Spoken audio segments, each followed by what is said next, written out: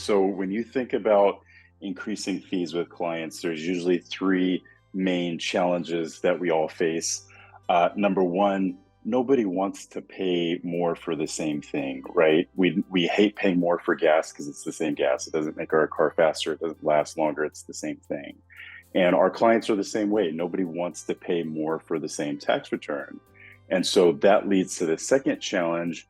What can you offer to a client as a tax professional that looks and feels different than maybe what they were paying for before, but it's still focused on the value that you want to provide? And then the last big, problem with increasing fees is, what do I say? How do you structure the conversation? What do you say and not say so that it's not weird? If you just walk up to a client and say, "Hey, I've known you for 20 years and our kids, play Little League together, but I got to increase your fee by 25%, that doesn't really work. And so those are challenges that we have to address head on. And so I'd love to just share really quick a framework that we use. If you think of a triangle, there's 3 points to a triangle. At the very top, the first thing that you have to do is discover, what does a client really want out of their next engagement?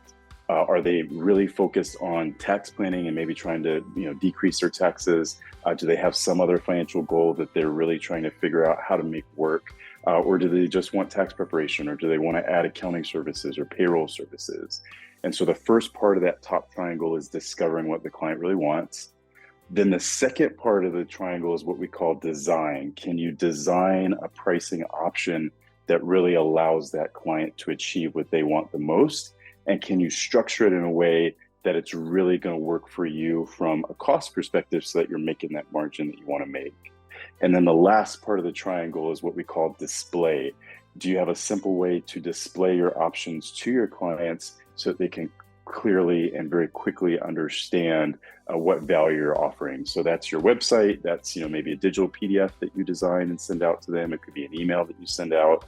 And so when you look at how to discover what a client wants, how to design a fee that's going to work for you both, and then how to display that fee to them, we call that the client value triangle. It's a framework that we use with all the firms that we work with.